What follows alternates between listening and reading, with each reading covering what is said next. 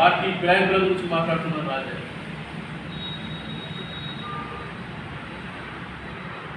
కండువ మార్చింది, జెండా మార్చిన రాజయ్య ఎన్నిసార్లు గెలిచినాడు?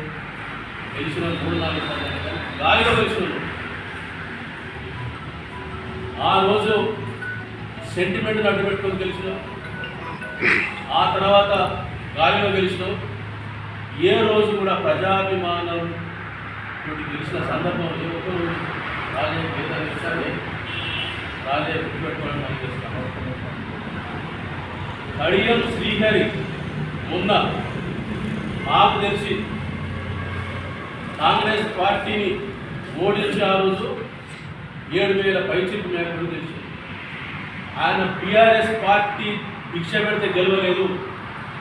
ఆయన ఓన్లీ కడియం బ్రాండ్, కడియం శ్రీహరి పేరు మీదే ఆయన వ్యక్తిగతమే ఆయన వ్యక్తిత్వమే గెలిపించిన విషయాన్ని ఈరోజు రాజయ్య మర్చిపోయి ఆయనలో గెలిపించినట్టు, ఆయనలో చేసినట్టు కడియం పేరు గురించి మాట్లాడడం అది విడ్డూరమని చెప్పేసి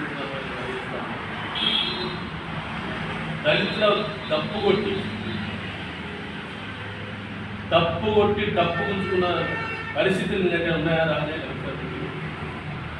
దళితుల డప్పు కొట్టి దళితులతో ఎగిరి వాళ్ళని మోసం చేసి దళిత బంధువులు లాక్కున్నటువంటి రాజయ్య పరిస్థితి ఏమైంది ఒకసారి ఆలోచన చేసుకోమని మనం చెప్తాం. ఇవాళ కడియం శ్రీహరి గురించి పైన చాలా మంది పెద్దలు మాట్లాడుతున్నారు. కడియం శ్రీహరి అనే వ్యక్తి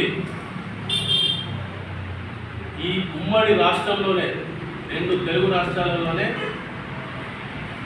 అభివృద్ధి మీద అంచనా ఉన్న వ్యక్తి. విషయం ఏంటంటే ఆయన ఎప్పుడు పార్టీ ఫిరాయించాలి.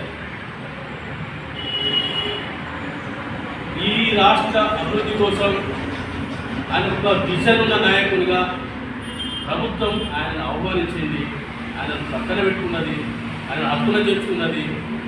అభివృద్ధి మీద సలహాల కోసం, సంప్రదింపుల కోసం కడియం శ్రీహరి లాంటి వ్యక్తిని ఇవాళ ప్రభుత్వం ముఖ్యమంత్రితో సహా మంత్రులంతా కలిసి ఆయన దగ్గర తీసుకుంటే ఈరోజు ఏదో మొత్తం ఏనాడు ఏ ఎమ్మెల్యే మీద మాట్లాడిన మాట కేసీఆర్ గారు కానీ, బీజేపీ నాయకులు కానీ, ఇవాళ కేటీఆర్ కానీ, హరీష్ రావు కానీ అంతా చెబుతున్నారు.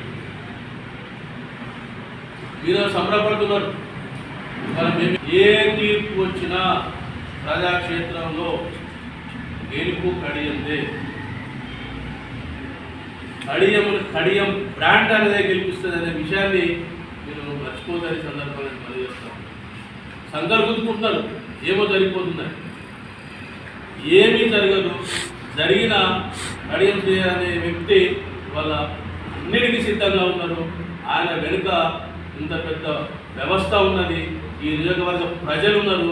ఈ నియోజకవర్గం కడియం శ్రీహరి కుటుంబానికి, కడియం శ్రీహరి గారికి ఇప్పుడు అండగా ఉంటామనే విషయాన్ని ఈ సందర్భంగా మనం చేస్తాం.